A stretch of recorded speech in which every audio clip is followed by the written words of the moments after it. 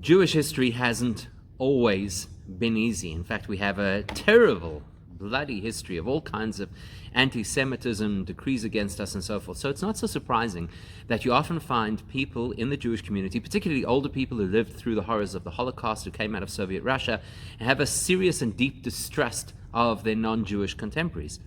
So the question is it well-founded? Is it supported by Judaism? Is there an attitude within Judaism that says, well, in fact, not only should you not trust the non-Jew, you may even need to take preventative action and preemptive action against the non-Jew. Now, this is something that was debated throughout the ages because there were certain statements that are made by the Talmudic sages that give the impression that perhaps we should be out there attacking those who we perceive to be our enemies, even the so-called good ones, before they come and harm us. The Sikha we'll look at today examines that in the context of Rashi's commentary on this week's parasha. It will completely revisit the concept, contextualize it, and give us a great lesson in terms of who is our real enemy. So the pasuk that talks about just before the Jewish people were going to have the miracle of the splitting of the sea, the pasuk says, so the Torah tells us that Paroi assembled 600 chariots with the best cavalry of Egypt. So the Mechilta,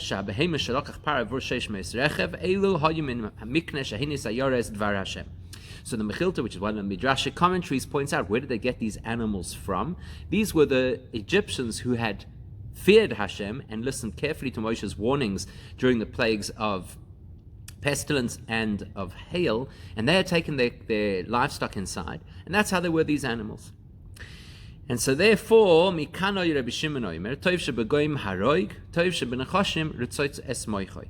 the Mechilta says, based on this, that we learn that even the best non-Jew kill him, and even the best snake crush his brain. And it's a very obvious question that has to scream out at you on this statement.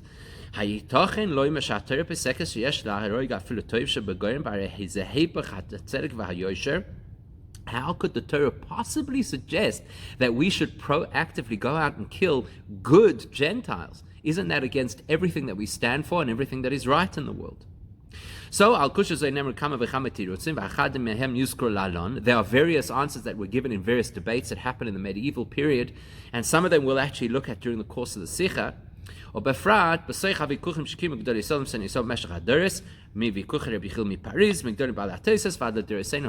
Rebbe says that there were various very famous and perhaps less famous debates on this subject through the course of history. And we're going to try and understand how we should contextualize this phrase. In order to do so, we're going to look at Rashi. So Rashi also comments on this particular pasuk, and so he quotes the words, all of the cavalry of Egypt, and he gives a similar explanation to what the Mechilta says. Where on earth did they get animals from? Didn't all the animals die either during the course of pestilence or during the plague of hail? So he explains, the Torah says clearly that all of the livestock of Egypt were killed, so surely these animals couldn't be Egyptian animals, surely. And you certainly can't say that these were Jewish-owned animals, and that's how they survived the plagues, and now they were taken by the Egyptians, because the Torah is very clear about the fact that the Jews left with all of their livestock.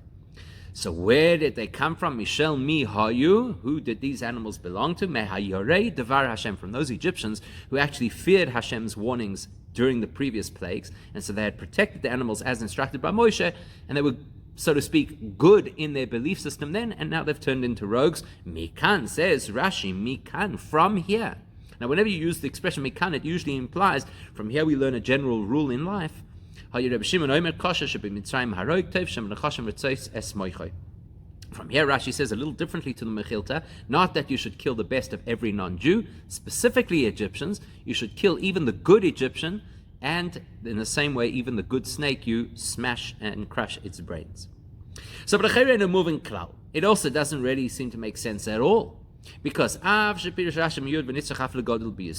that Rashi's interpretation is suitable for adults just as well as it is suitable for children. But at the end of the day, Rashi, we know, writes specifically to speak the language of the 5-year-old who's learning Chumash for the first time. In fact,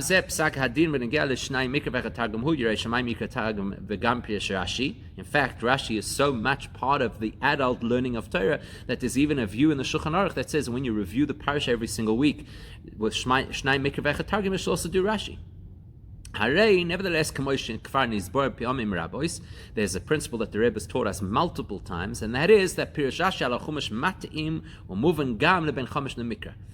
Rashi's commentary on the parasha is intended for the 5-year-old who's just being introduced to the Chumash for the first time. Rashi speaks his language.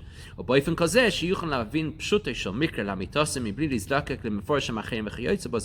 Rashi's intention is that this way, this young child should now be able to understand the simple interpretation of the pasuk without having to look anywhere else. So that means, meaning to say that Rashi's intention in his commentary is that the 5-year-old should be able to look at Rashi's commentary and get all of the relevant information that he needs to know for the understanding of this particular pasuk or this particular section of Torah, and he doesn't have to look any further. And Rashi's system is that either he explains things here and now on the spot, or he relies on principles that he has previously explained, and you can extrapolate from that, how you should understand this pasuk. Now,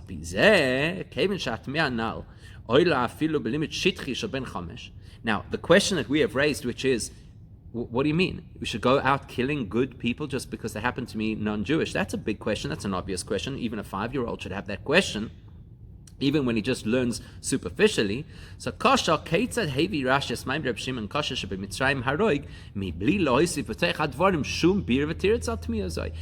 Rashi make such a radical statement in Rabbi Shimon's name, go out and kill the good Egyptian, without giving any context, any explanation? It's really strange and unusual. A child could be scarred for life, essentially, have a perspective on the rest of the world for the rest of his life because of this Rashi. Especially this question expands and it becomes more serious because of context. You have to remember that Rashi relies on the fact that the student is learning in the correct order. He's learning the chronology of Torah, so he's already come across certain principles, like the 5-year-old has already previously learned the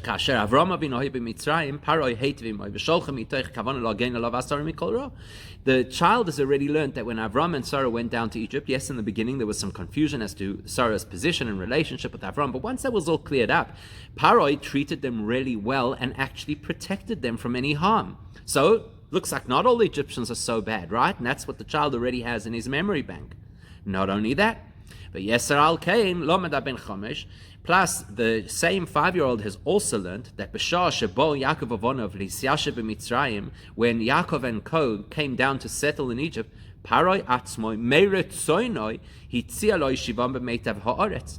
Paroi, of his own volition, chose to settle them in the best part of the land. Now that's a great host. And it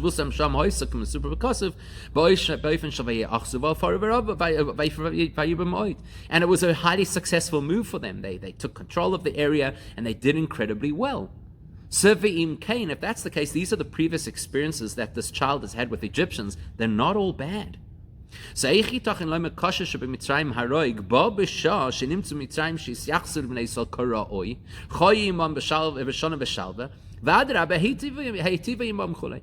child, surely, if he's a thinking child, should say, how can you tell me I should kill every Egyptian, even the good ones, when we have our own history built on good relations at certain pockets of history between us and Egyptians?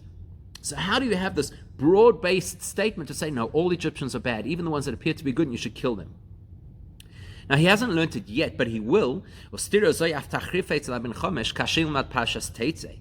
Coming up in Parashas Kiseitz, okay, it's a long way off. It's all the way in the 5th book of the Torah, but still, when the child reaches that point, the question is going to become even more glaring for him, because there the Torah gives us a mitzvah, an instruction, which says, Sheba nemar tzivay mefurish, lo yissa'iv mitzri gomer, yeshne isra afilu l'ta'iv mitzri, bevada shein lo horgoi. The Torah is very clear that you may not despise an Egyptian. That's a positive commandment. Now, if the Torah is telling me that I may not despise an Egyptian, then surely, I'm not allowed to kill an Egyptian. Ve'oi, they're not only that. if it is true, as Rashi suggests over here in Rabbi Shimon's name, that you're supposed to kill all Egyptians, even the good ones, how then does the Torah ever suggest, how could the Torah ever suggest the continuation of the story of them, Parshas Kiseitze, where it says, that 3 generations after an Egyptian converts to Judaism, they may marry into the community? Well, how do they even get that far if there's an imperative to kill them? So there's a major contradiction running over here between what we know from other areas of Torah and this particular statement that Rashi quotes from Rabbi Shimon. Surely the fact that a person who is of Egyptian origin decides to convert to Judaism, that would be an indicator that he is a good Egyptian. But isn't that exactly the kind of Egyptian that Rabbi Shimon warned us about? The good ones, the horrible ones we know obviously to be wary of. Rabbi Shimon's whole point was that the good Egyptians, who appear to be so friendly and open to Judaism, those are the ones to kill. So, surely Rashi should address this glaring question, if not right here in our pasuk, because we haven't yet got to the ultimate detail of the question that the Torah allows Egyptian converts, fine. So address it then in Parshas Kiseitze. How come Rashi says absolutely nothing? So we'll have a look at various answers that are suggested as to how we're supposed to reconcile this opinion, and then we'll see whether or not they fit with Rashi.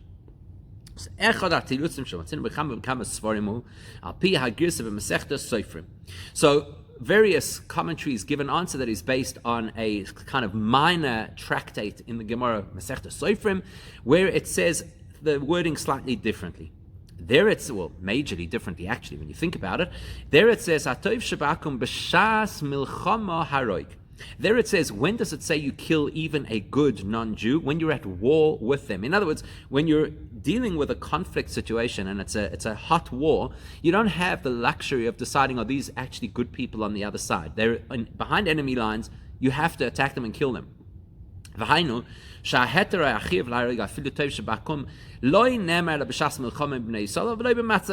if you take that approach, as various of the arguments try to justify the statement of Rabbi Shimon, the only time you have carte blanche to kill any non-Jewish person, including a good person, is if they are at war with you. But if there's no war happening, and certainly if it's during peaceful times, then you would never be allowed to kill another person, no matter what their background, no matter where they come from. So, al derech zeh, let's take that approach and see if we can plug it into Rashi. Because that approach says, well, it depends on the context. If it's in the context of war, then you're allowed to go and kill. So, perhaps we can plug this into Rashi and say,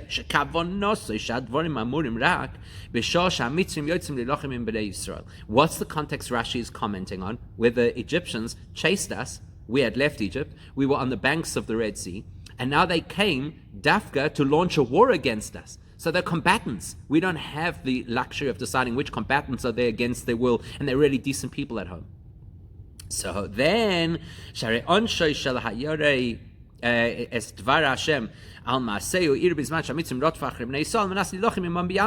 actually, if you look at it in context, these Egyptians who Rashi has identified as previously having feared Hashem's word, now they're being punished because now they're at war with us.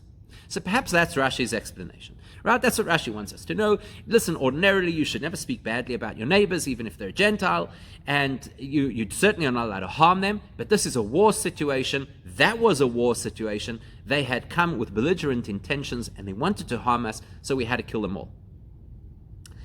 Does that work with Rashi? It's a nice suggestion. Says the Rebbe, it doesn't work.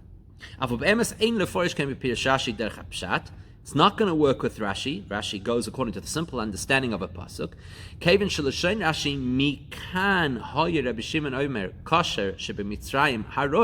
you look at the specific wording that was used, he says mikan. So that's first of all mikan. It sounds like an extrapolation. From here we could learn for other scenarios as well. And Rabbi Shimon says kosher shebemitzrayim haroig, that the so-called suitable or decent Egyptians should be killed as well. Pirusha, that teaches us a few things. The first thing it teaches us is that there's a reference point from this scenario to other scenarios where we can apply the same principle and say, yes, you may kill Egyptians or perhaps other Gentiles, even if they're good people. And second of all, mikan mi vayikach goy merechav mitzrayim mi ma'aseh halekicha dekem shayores dvar Hashem me'amitzrayim nosen es behemosav lefaroi lochein hu roi la'onesh shehevi alav hakadosh baruch hu b'shas kriyas yamsuf haroig. Look at where it's happening. The pasuk over here is talking about vayikach. They took the animals. We're not yet at the point where they've actually gone to war. They're just collecting the animals to create the cavalry that's going to go to war. And already at this point, we're saying, oh, good Egyptians should be killed. That means to say, this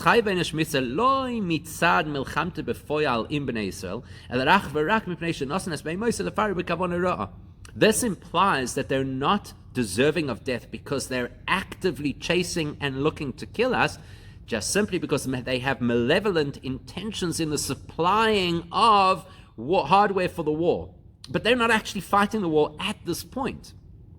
So that means that that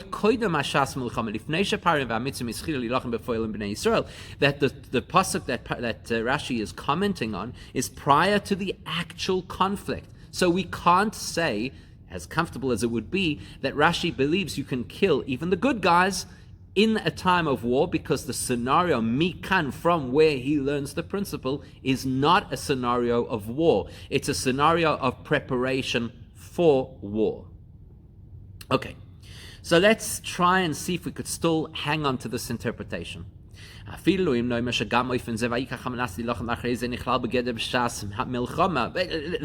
maybe we're splitting hairs over here. Maybe realistically, the fact that they're now gathering the cavalry that will go to war with the Jewish people, surely that's already a war. Surely that's already a declaration of war. If you see your enemies amassing their tanks, do you say, well, it's not yet a war, we don't have to react? Still, even with that argument, we still cannot satisfy ourselves to believe that Rashi's interpretation is that only in the actual battleground are you allowed to be indiscriminate in your killing. And there's a very clear reason why this cannot be Rashi's view. We've already pointed out, and this is one of the most important things you have to know about Rashi, that Rashi Kosapirusha Gam Avor Ben Chomesh. Rashi speaks to a wide audience that also includes a 5-year-old who is learning this information for the first time. Because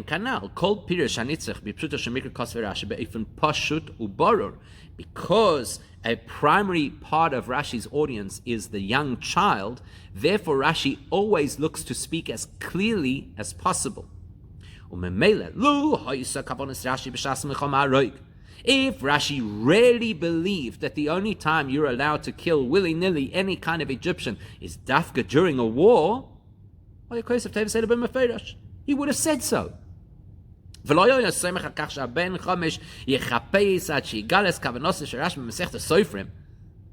is certainly not going to believe that it's the child's responsibility to go do a whole lot of homework until eventually he digs up the alternate version of the sentence in Masechta Sofrim, which may never happen actually.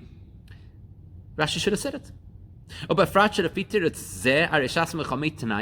Especially because if we're going to go with this argument, then it is a fundamental clause of when are you allowed to kill right across the board, dafka during war. Well, if it's a critical piece of information, Rashi would have said it. And once we have that in mind, the principle which says if Rashi had something to say, he would say it clearly. For the same reason, we're going to look at various other suggestions that are given as to how to explain away Rabbi Shimon's view and see that none of them fits with Rashi. Here's one example. Aleph. Shepirish klal zeh shamar Rabbi Shimon hu loy sha'akoshesh b'mitzrim ra'oi le'onesh haroig. It's not saying that really every Egyptian, even the good one, deserves to die. Ella, what it means is, the word haroig is actually a quotation from the good Egyptian. In other words, don't read it as good Egyptian haroig, you kill him. Rather read it as good Egyptian's mantra is haroig, he wants to kill us. Don't be fooled by the nice external appearance. I know. אז גם כושר שבמצרים מוכן לדונו למובס הרוג על סמך אומדן בלבד לא חקירה היגנוס בלי להפך בזכוסוי. In other words, according to various of the commentaries, what Rabbi Shimon is trying to say is they have a totally different outlook on law and order to what we have. Because in their society, the good Egyptians believe in the death penalty, and even if they don't necessarily have indisputable evidence, so they'll accept DNA evidence, or they'll accept camera evidence, which of course would never stand up in our courts. They say, Haroig, we want blood. The death penalty is a good thing. Whereas the Jewish community says, you've got to find a million ways to excuse somebody from the death penalty and be absolutely sure that you have a watertight case before you ever, God forbid, send somebody for execution. As we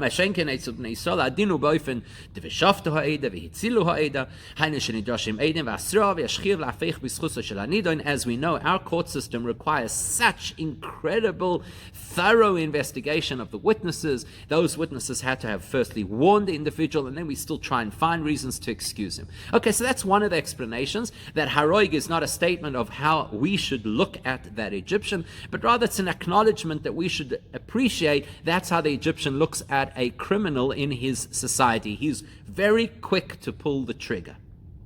One explanation. Here's another explanation, another way that they try to justify Rabbi Shimon's statement. Sometimes there are statements of our sages that are deliberately exaggerated for impact. And this is one of them. It doesn't literally mean kill every good Egyptian, just highlighting the fact that, unfortunately, there's a lot of bad blood between them and us, and so we really don't trust them. And if you put it into context, you'll see that there are other statements Rabbi Shimon makes that appear to be equally exaggerated and non-literal. Go back to the Masechta Sofrim, you'll see various other statements that Rabbi Shimon makes that also seem to be pretty radical. For example, he says, a good woman is also a sorceress. Yeah, go say that one aloud at home.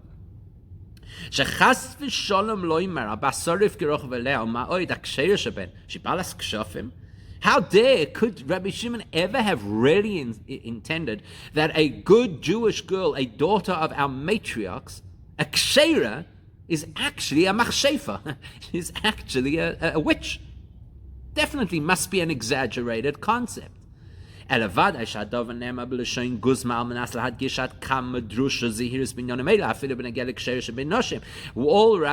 wanted to do was to say, you have to realize that the concept of sorcery is something you've got to be so careful to the nth degree. Even a good woman has to be careful not to get sucked into it. So he's exaggerating the point to make the point, and would say the same thing about derech ze yesh leforsh bin kosher shebemitzrayim haroig she'ein hakavona kipshuta b'derech guzma mnas ladgish b'toykef at kamein lismach aleim.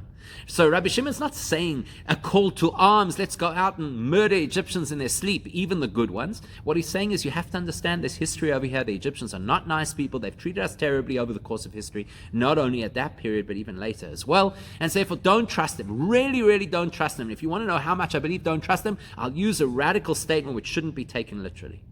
That's a second possible explanation, which also will not fit with Rashi. He has a third one. This one perhaps resonates a little bit more closely with Rashi's reality. We know that Rabbi Shimon lived through an incredibly dark period of Jewish history, one of the roughest periods of the Roman Empire, and the Jews suffered terribly, as Rabbi Shimon himself did, at their hands. So ve'elehem niskaven Rabbi Shimon b'maimor kosher shebemitzrayim haroi kim shalolu heru sina glui lebnei Yisrael. B'dugmas hanachosh hamuskum yad lachrei ze hamole be'eres. Rabbi Shimon was just referring to his personal experience. He saw the venom of the Romans. And when he spoke about crushing the brain of the snake, and when he spoke about destroying the good Gentile, he was talking about the people he lived with, who were so violently anti-Semitic. That's actually who he had in mind, and you couldn't blame him. It's much like the person who comes out of the Holocaust and cannot trust a German, and you understand it. And if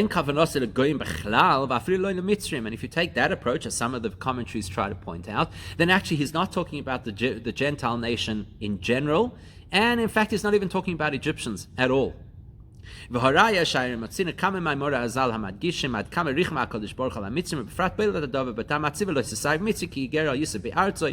we have a variety of places in the Torah that indicate we should show some compassion, and certainly that Hashem showed compassion to the Egyptians. And so that's actually quite a logical position, because at the end of the day, if you have a bad experience, as Rashi himself did, right? Rashi lived through the Crusades, terrible period of Jewish history, or at least in Western Europe. So you can understand that you're going to say, those people, don't trust them. They are bad people even when they appear to be your friends. So any of these kinds of explanations sound beautiful, but they just don't work with Rashi. There might be valid arguments, but they don't work with Rashi's presentation. The maybe Rashi,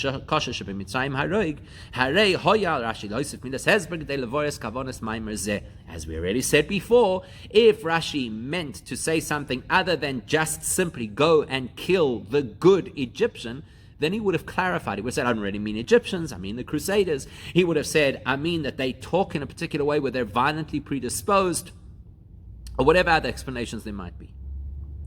Which brings us then to a really big question. Now we've got the whole of, we've got this big burning question over here. What kind of an attitude is a Jewish person meant to take to their non-Jewish colleague at work or neighbor?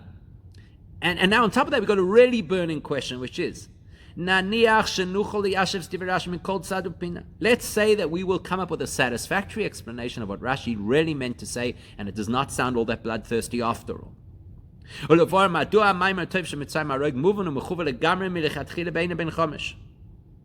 say that we will offer an explanation that is so clear, as the Rabbi often does, gives such a clear explanation. It's like, oh, why didn't we think of that? Something that will show that it's so obvious to everybody, including the 5-year-old, why this is an appropriate and a meaningful and an acceptable statement. Let's say that's true. That will only raise a massive question in the opposite direction. Then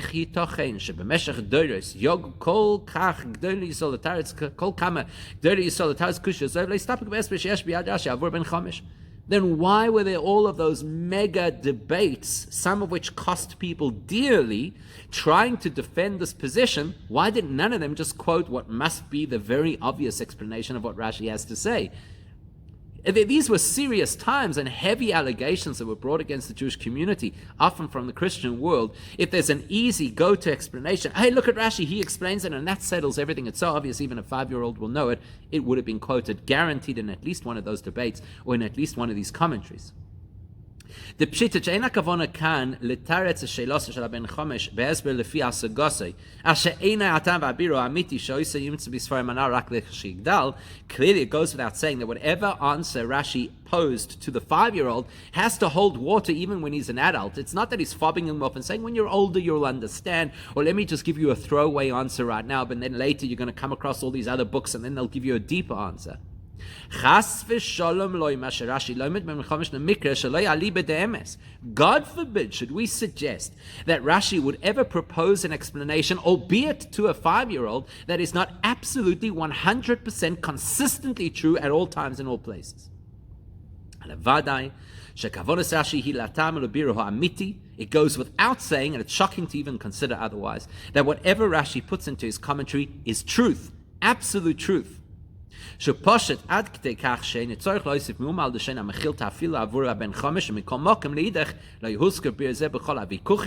leaves us with an incredible paradox. Rashi clearly was giving a message in this commentary that is self-explanatory. You could just, if anything, look at the words of the Mechilta maybe to iron it out, but it's absolutely clear and self-explanatory on the one hand, so the context of Rashi's commentary is clear like a bell, and yet on the other hand, it's of absolutely no value to any of the arguments that any of the great sages had through the course of history, because actually, perhaps they're talking about two different things, as we'll see. However, before we can get to that answer, we have a string of questions and diyukim, smaller questions about what Rashi has said and nuances in the language of Rashi, which all need to be addressed as well. And we also have to understand that number one, Pirush Rashi Rashi's job is not to tell us halacha. Rashi's job is to explain the simple understanding of what the Torah has said. Then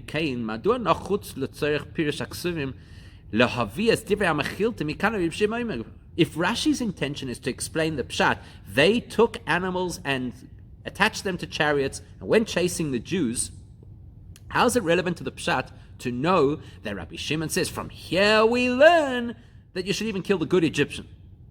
All Rashi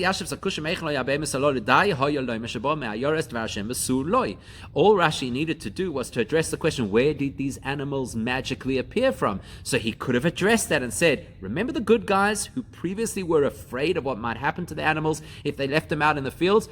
Those same guys who put the animals away now supplied animals to Pharaoh's army. And we don't have to know if they did so willingly or not. It's actually not even important for the pshat. And he could have stopped there.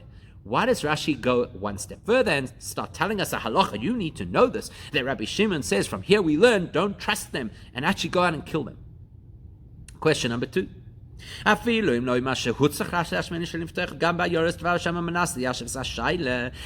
actually say that for whatever reason, that piece of information, don't trust even the good goy, is something that you have to know in order to understand the context of this pasuk, where the good Egyptian was the one who landed up supplying the cavalry. How do you explain that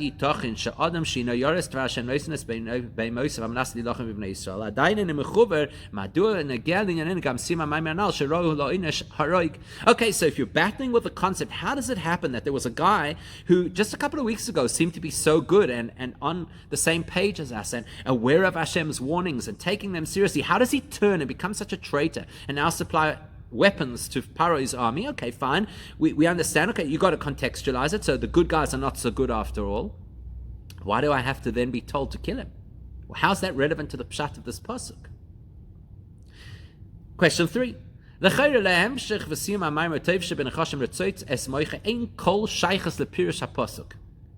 last point that Rashi brings, which is to crush the skull of the so-called good snake, where do snakes come into the story? I mean, we understand that it's a mashal to illustrate the point, but it really has nothing to do with a simple understanding of the psukim.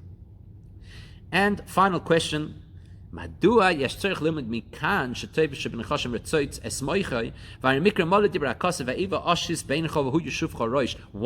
Rashi have to say mikan? From this story with the Egyptian army, we learn that you should go out and crush a snake's head. What do you mean? We don't learn it from here. We learn it from the story of the original snake, where the curse was that there will be this constant enmity between snakes and humans. He'll try and attack you and you'll literally, what? Crush his head. So, number of questions about Rashi that we need to address. However, before we do that, there's 4 other nuances to the language of Rashi which we also have to draw attention to. You can be Pirish Rashi. There are other nuances. Number 1, L'shema hevi Rashi kan Hashem bala memer Rabbi Shimon. Why does Rashi have to tell us who taught this principle that you kill the good Egyptian? Why do I need to know that it's Rabbi Shimon? We have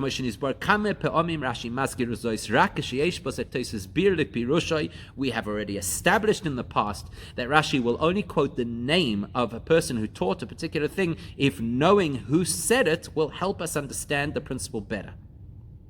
Number 2, why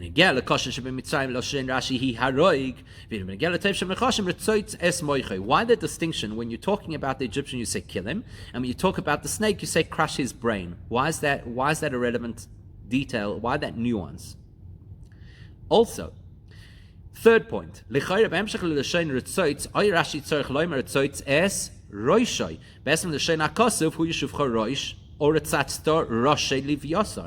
the correct phrase, based on other psukim, a pasuk about the snake back in Bereshis, the original snake, and a pasuk in Tilim about the Leviathan, is that you crushed the head. Why does Rashi change it from the language of the Torah and say you crushed the brain? Why is that significant, to crush the brain? And the last nuance, why does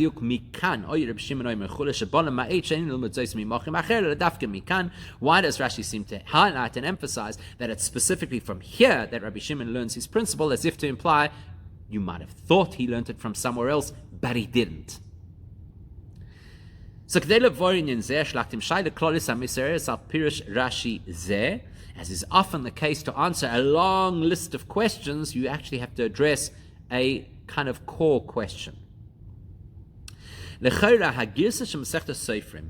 back to the version that we had in Masechta Sofrim, which we offered as the first possible explanation, where it said, "Hatoiv sheba'akum b'shas milchama haroig," the one that says that you should kill a good Gentile when it is wartime.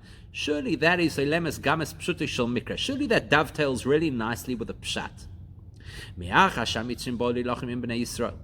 Considering that the Egyptians launched a war against the Jewish people after they had set us free. Even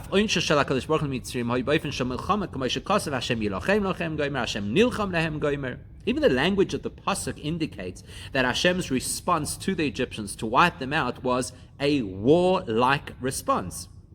Hashem ish milchama, as we say in Oz Yashir. Right? Hashem will fight for you, the guarantee that Hashem tells Moshe to tell the Yidden.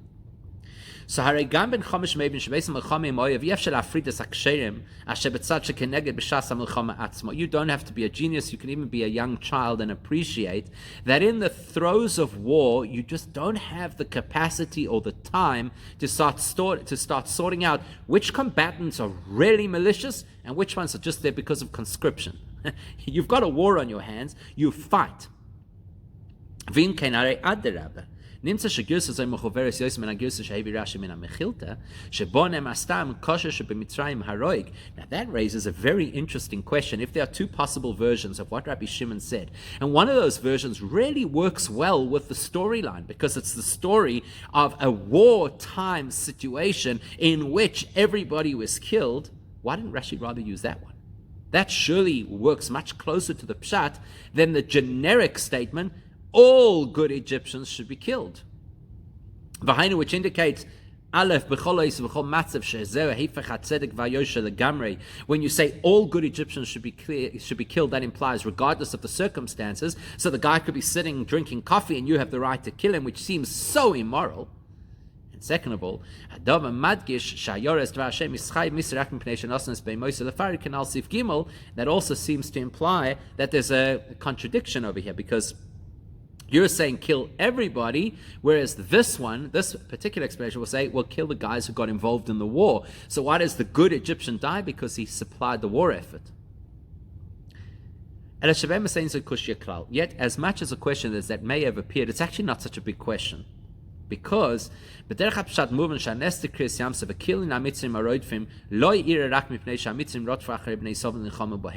let's be honest, if you read the pshat of the pasuk, the whole miracle of the splitting of the sea and the drowning of the Egyptians was not a response to their war approach. How do we know that? Well, go back and read the story. It was actually something that was planned. Hashem told Moshe clearly, I'm going to harden Paro's heart and he's going to chase you. Right? That's what's going to happen. It says clearly in the Torah that Hashem hardened Paro's heart, forced his hand that he would chase the Jewish people. So he's not liable now for launching a war because he was pushed. So if a person does something because Hashem left them no option, it's not really fair to punish them for that.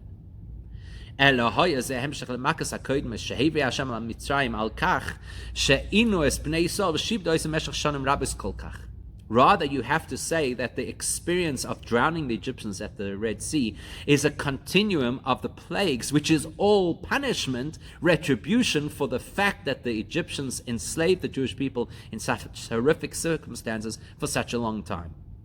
The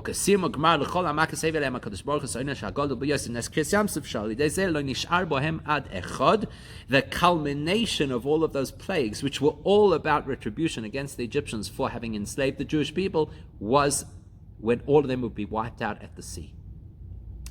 So that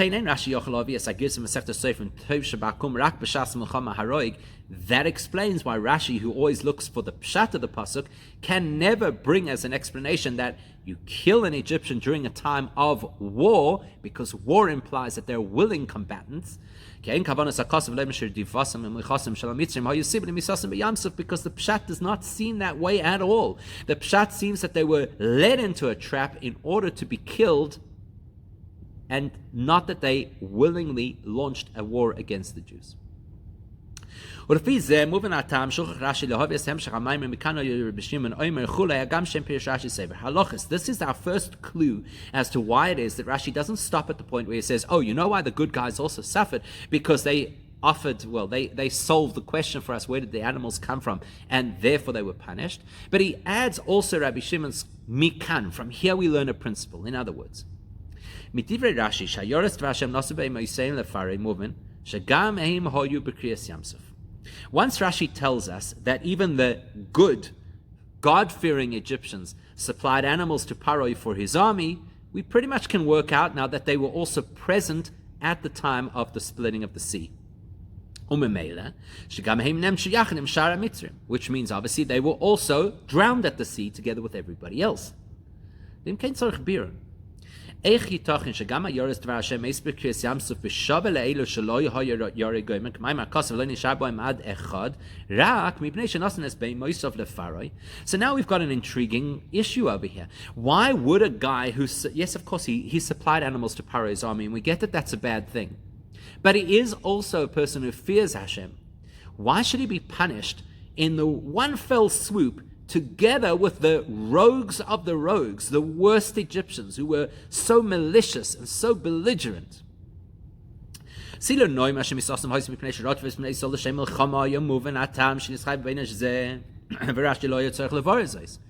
we went with the Masechta Sofrim's approach, that they joined the war, and if you join the war, we don't have to now sift through your record to decide if you deserve to survive the war or not, then it all would have made sense. But now that we have proven that the fact that they were chasing the Jews didn't earn them the punishment because they were forced to chase the Jews, Hashem hardened their hearts. Now it's difficult for us to accept that the people who were so-called decent, who had fear of heaven, why should they actually die and be punished alongside the rogues of Egypt? שהבן חומש כבר לומד בפרשת סדום ועמורה, שאילו היו שם רק 19 צדיקים לא זו בלבד שהיו ניצולים בעצמם, אלא שזכותם היו מגינה גם על כל הדורים בעירם. Plus, the child already knows from the story of Sodom and Amorah that Hashem's system is, if you can find good people in a city, not only will they survive, they could protect the whole city. So what's going on over here? Here you're seeing the exact opposite.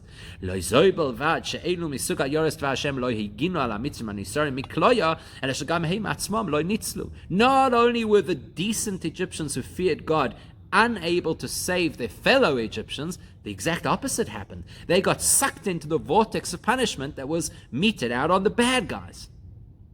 Why is that right? Why did that happen? Therefore, Rashi says, you see what we learn from here? From here we learn, from Hashem's treatment of these so-called good Egyptians, we learn that even the good Egyptians deserve to die, and even the good snake deserves to be crushed. Levar, that means to teach us. That the decent Egyptian wasn't punished for supplying his horses to Paro's cavalry, אלא שהעונש חמור הזה של היורה הוא הוכחה שנשנס הבהמות זו תוצאה של שנאת בני ישראל השווה לשנאתם של שאר המצרים. Rashi wants us to understand, the moment this guy hands over his animals, you now know he is a rabid anti-Semite. The fact that he protected himself from the plagues was because he believed that Hashem's going to harm him. Yes, he had that Yiras Hashem, but that didn't stop him from hating Jews.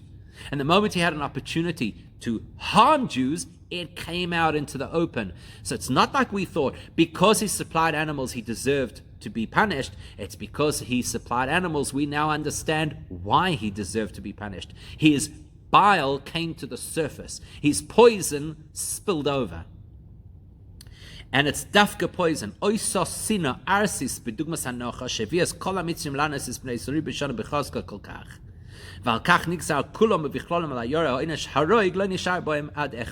It's the venom like a snake that was sitting, cooking inside of this Egyptian while his fellow Egyptians were enslaving the Jews, and he perhaps wasn't doing so. The venom was still there, and now it has come out to the surface. That's Rashi's message here. The good Egyptian was not good. He was pragmatic. He realized he didn't want to lose his animals, and he took Moshe seriously. But he was a disgusting human being who hated Jews with every fiber of his being. Now we can understand why Rashi uses the expression mikan. Now at this point, we understand why the good Egyptian is killed. Can you see how we're shifting? We're not saying from here you learn that anytime you encounter an Egyptian, even if he's a good guy, go out and kill him. Rashi's got a completely different approach. He says from here, we understand why the good Egyptian was killed. Because because none of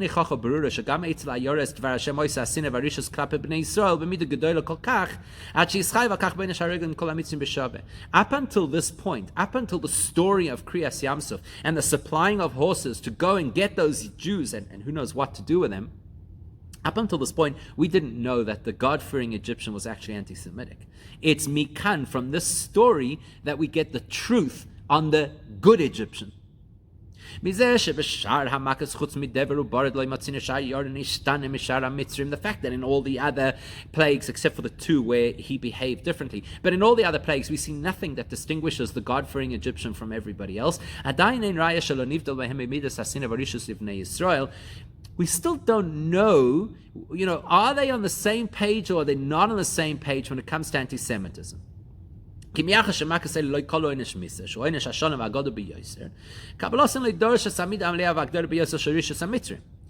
because none of the other plagues involved everybody dying, so we don't know that everybody who's infected by the plague is necessarily deserving of the worst punishment. In other words, we don't know that they really are wicked people.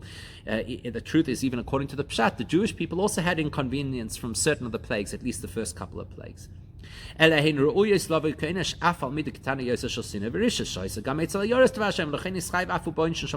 the we could argue, look, the fact that the guy who fears God also has locusts eating his crops means that he's got a little bit of anti-Semitism, and so he deserves a little bit of punishment. And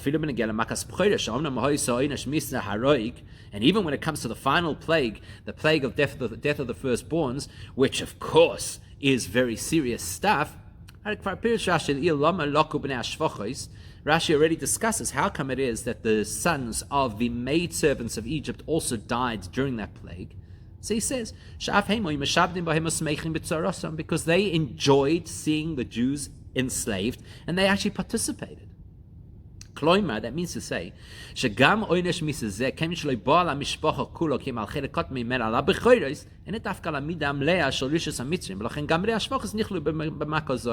the fact that here you had a punishment which did not necessarily kill off the entire family in one shot.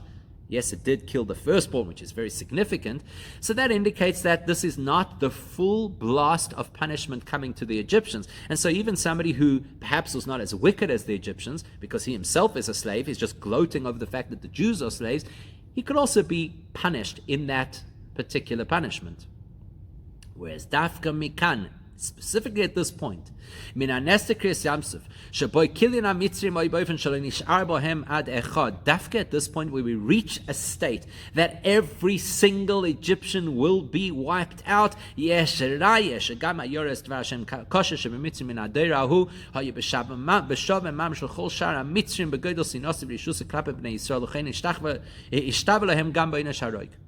Now we know this is the ultimate punishment because everybody's getting killed. So therefore this must tackle the ultimate wickedness of the Egyptians, their hatred of the Jews to the core of their being. If the so-called God-fearing Egyptian is killed in this same punishment, that is evidence to the fact that Hashem sees in that person as much vitriol as to the next guy. So mikan, from here Rashi says, we get a picture on the entire Egyptian community of that time. Now we understand the principle that's being taught over here, which is that even the good Egyptian deserves to die. Because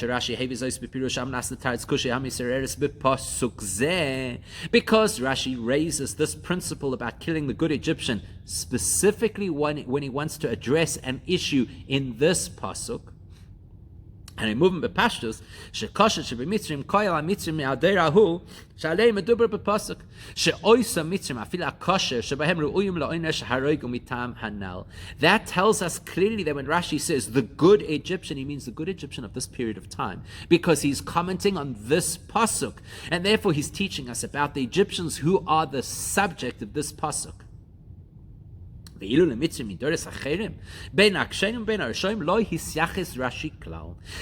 Egyptians at any other time in history, Rashi is not discussing them, which is why Rashi's commentary could never help for any of the debates that they had through the course of history, trying to defend the apparent attitude of we should kill non-Jewish people, because he was never talking about non-Jewish people, he was talking about the Egyptians of that time. But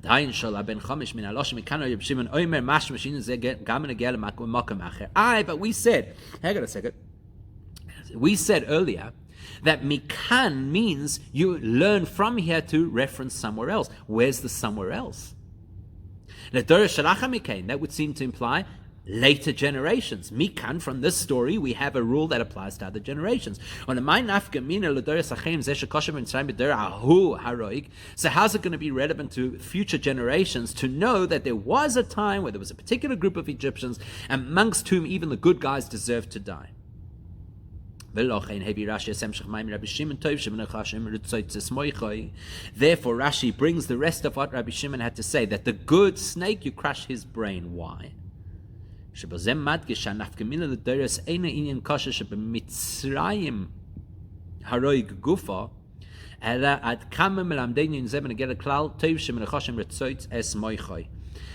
wants us to understand this has nothing to do with Egyptians, it has to do with snakes. And when snakes rear their heads, you have to crush them. And another words,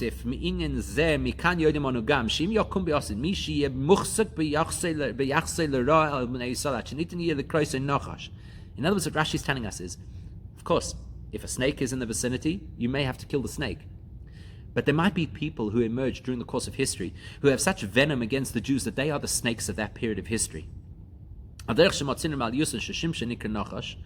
like we find in the positive sense that there's an individual called a Nachash, a snake, Shimshon, who behaved like a snake behaves in a positive way to bring down the Plishtim. That's what Rashi wants us to know, that if there should be at any point in history people or an individual who rise and behave like a snake, they have a venomous hatred of the Jewish people, then they deserve the same fate as those original Egyptians. You'll notice if you had the dafka at this point, when the Rebbe is speaking about the possibility of real live people today, he doesn't complete the sentence. He doesn't say the words to crush. He just says etc. Unfortunately,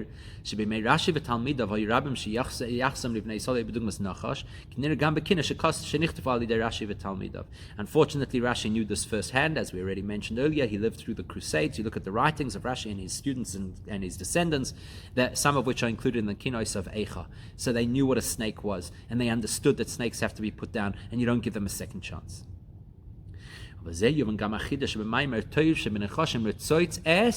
And with that, we can understand why Rashi specifies over here that you crush his brain, rather than just saying, like the Lashon HaPasuk,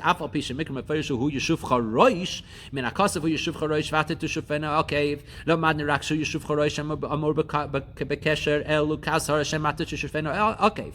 Why does Rashi change it from head to brain, even though the Pasuk, which speaks about crushing the snake, speaks about crushing the head? Why? Because that same pasuk says there's an immediate threat. Right now, it's you or him. Either he's going to strike your heel, or you're going to strike his head. Which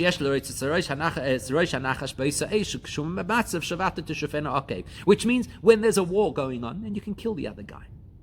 That's what Rabbi Shimon comes to teach us. No, there's more to that. Even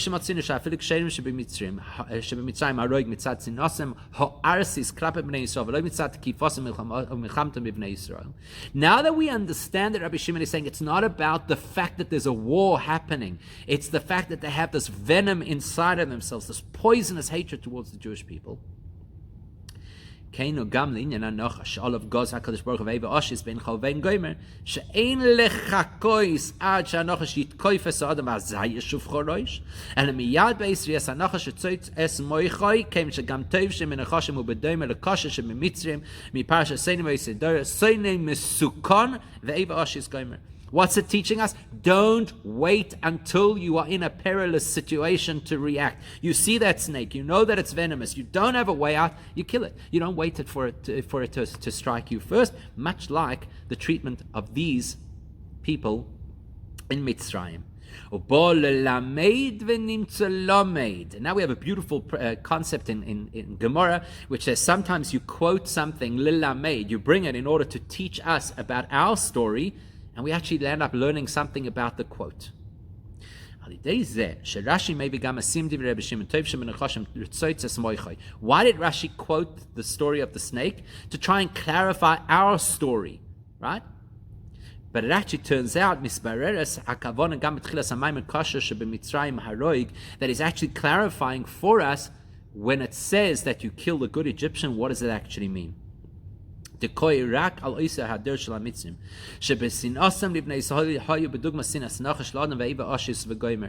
actually clarifying for us. You know why the good Egyptians were killed? Because they were like snakes. There's no open season over here to go out and say all non-Jews are bad.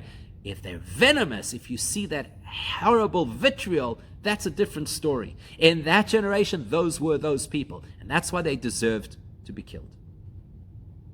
So what was unique about that generation? That they had so much venom and so much hatred to the Jewish people that it was right across the board, every single member of the community, something which is quite unusual. That's why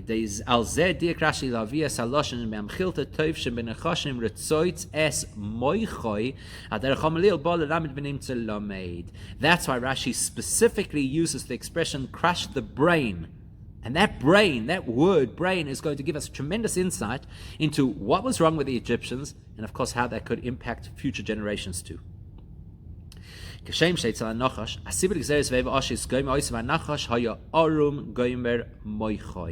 remember the story of the snake. It's not the story of venom. It's not the story of somebody who wanted to kill Adam and Chava. It's the story of a sly, crafty creature. He had a mind that schemed ways to cause trouble. It's a direct result of his mind and his scheming that there was the sin of the Eitz Hadas.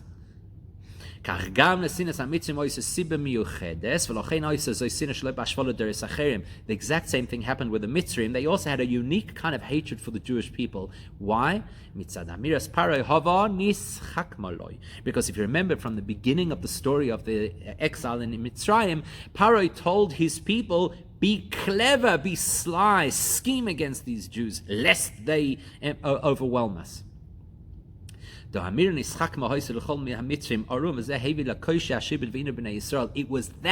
moyach, it was the investment of brain, it was coming up with a strategy of how to deal with and tackle the Jews. That's what caused such a terrible exile for us. That's why Rashi speaks about crushing the snake's brain, not its head. The reason a snake deserves to be destroyed is because of the slyness of the snake, historically. Which is what created this enmity between us and between the snake. And that's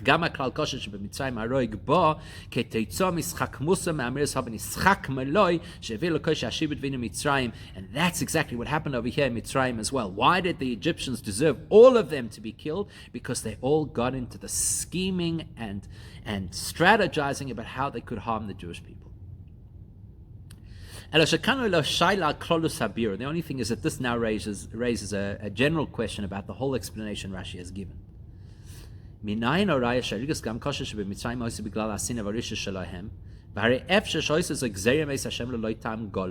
we know that the punishment against the Egyptians was retribution for their terrible hatred of the Jews? How do we know that it wasn't just a decree that Hashem decided, which is beyond any rational explanation? Hashem decided he's killing the Egyptians and nothing you can do.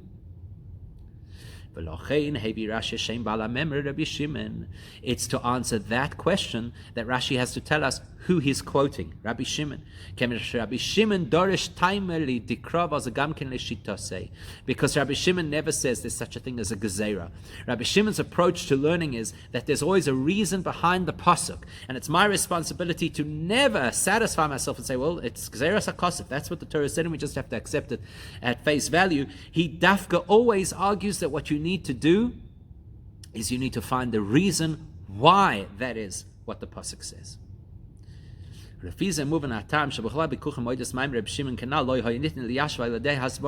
Now we appreciate and understand why throughout all of the generations where Jewish people were backed up against a wall to try and defend the statement of Rabbi Shimon, they never quoted this explanation of Rashi as a means of defending themselves. Because there's a very obvious reason. There's a very obvious reason why Rabbi Shimon said what he said in this context, which is what Rashi is doing. Rashi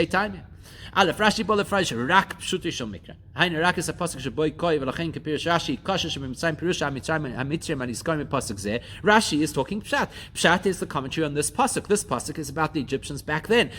So the Egyptians back then, there's a reason why the good ones had to die. It doesn't help you when you're sitting in the Middle Ages trying to defend people who say you think that that all Christians should be killed. It's not going to work, because Rashi is talking about Egyptians 3,300 years ago. Number two, Rashi,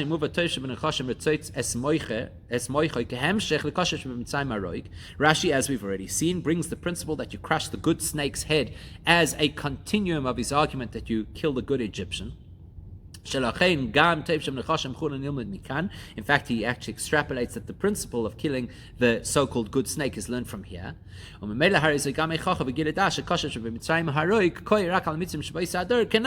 indicates that this story is a unique story. It's a story, so to speak, like the snake. And perhaps you can extrapolate about other snakes from here, but it's not going to help an argument in the Middle Ages. When there's some baron or nobleman who's got a sword to your neck and says, tell me, is it true that Jews really believe that they should kill every non-Jewish person? It's not going to help, because Rashi was only talking about the Egyptians. But when you look at Rabbi Shimon quoted in any other source like the Masechta Sofrim, then Rabbi Shimon doesn't seem to be talking about the Egyptians of that generation. He's making a general statement, like it says, Tani Rabbi Shimon bar Yochai hatov shebe'akum chule haroig hatov shebenachashim betzotzet smoicha haksher shebenashim ba'alas kshafim. He seems to be saying generalized statements. Good non-Jews should be killed. Good snakes should be killed. The best woman is a sorceress. So now Yef Shelavar Kain came Shein Meduber Kan Beder Masuyam or Besug Masuyam Shagoyim Mitzrim. Then it's none of the explanations we've given for Rashi will help, because Rabbi Shimon bar Yochai is not talking about a specific time period or a specific group of people. Va'oid furthermore. Then the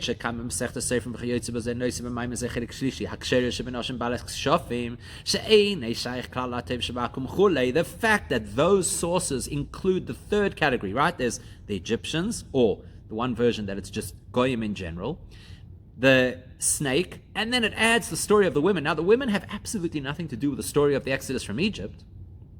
So then, you have to say that each three of the stanzas is independent.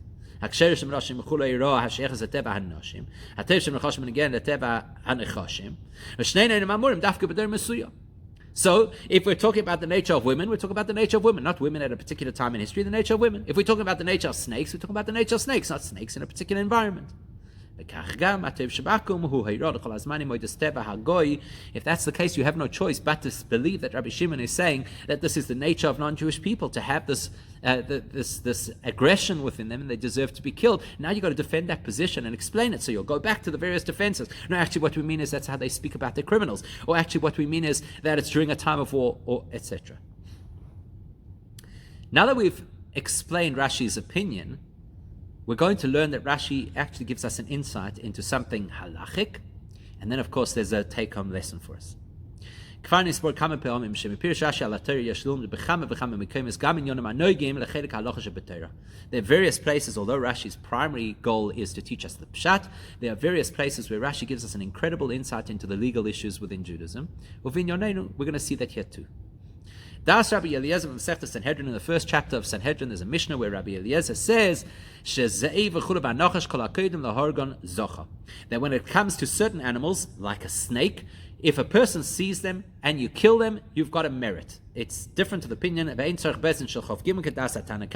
he argues that you do not need any kind of court system in order to choose to kill a wolf or a snake, as the case may be. And that's in argument with the earlier opinion in the Mishnah that says, no, you have to take the snake in front of a Beis Din and you have to assess it and rule on it.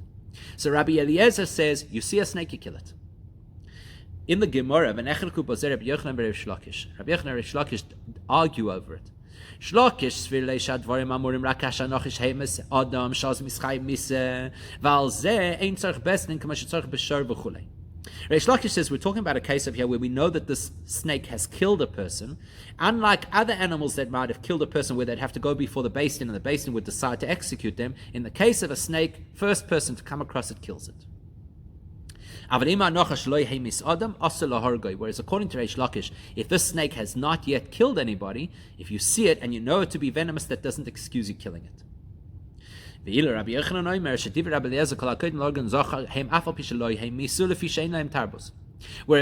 Yochanan understands that Rabbi Eliezer's opinion is you cannot rehabilitate or domesticate a snake.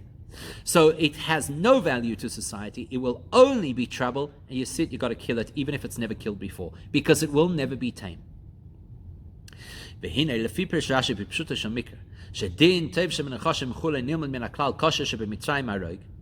So now that we see that Rashi learns the principle that you smash the head or the brain of a snake, and we derive that from the story of the Egyptians, that even the good Egyptians deserve to be killed. And as we know, Rashi first and foremost addresses the pshat, the simple understanding of whatever it is that he's saying. That teaches us the following things. Number one, it teaches us because Rashi collates the story of killing a snake and relates it to the story of killing the Egyptians, we know that we don't have a court system where each individual Egyptian stood trial and then was killed at Kriyas Yamsuf. It was across the board. Likewise with a snake, it doesn't have to go to court.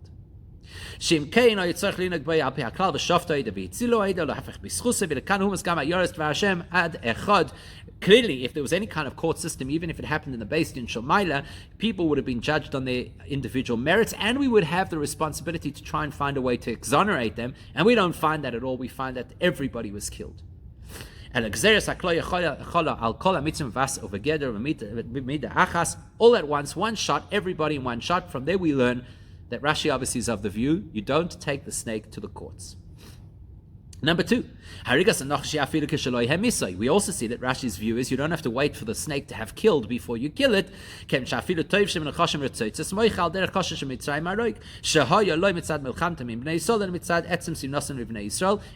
we see that Rashi says you even kill the good snake, that means the snake that hasn't killed. And we learn it from the story of the Mitzrim, the Egyptians who feared God, and they didn't actually do anything to harm a Jew, they just hated Jews. So they haven't actually harmed anybody and you kill them already. Number three, the third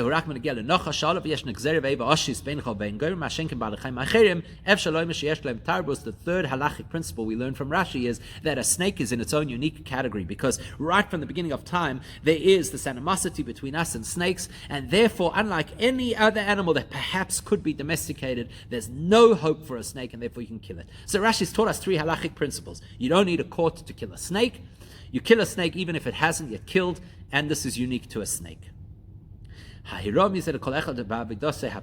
then there's a take-home message for us. We know very well that the snake is a primary metaphor for our own Yetzer Hara.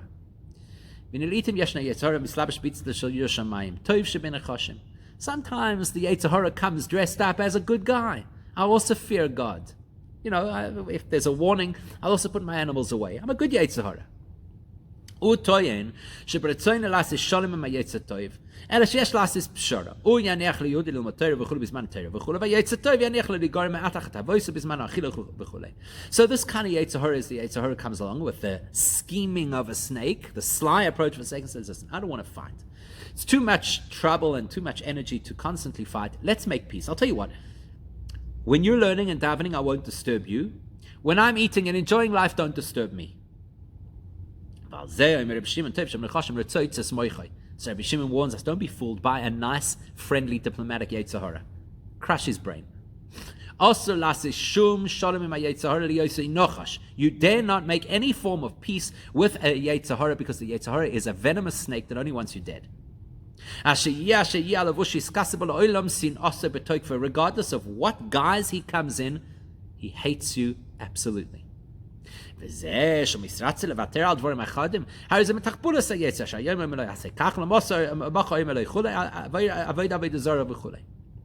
Why is the yetzer hara being accommodating and saying, I'll allow you time to learn and to daven? It's all just part of his strategy. It's all part of his scheme. Like the Gemara says, today he tells you to do this, and tomorrow he'll tell you to do that. Very famous insight of the Friedrich Rebbe, that it means today he tells you to do something which is al pi Torah, because that way you're now listening to his opinion. You've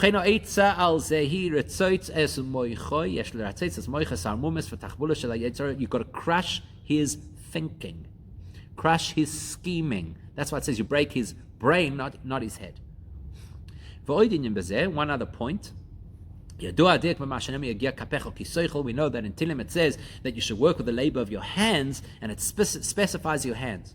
That the engagement that a person has in earning a living should only involve their hands, the action part of a human being. But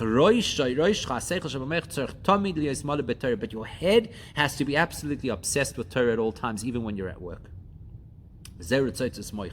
That's what it means to crush his brain. That it's our responsibility to break the yetzer hara brain. Our minds should be occupied with Torah and mitzvahs. That should occupy. That's what we think about. That's what we care about. That's what we strategize about. Everything else is just practical. I've got to run a business. I run a business.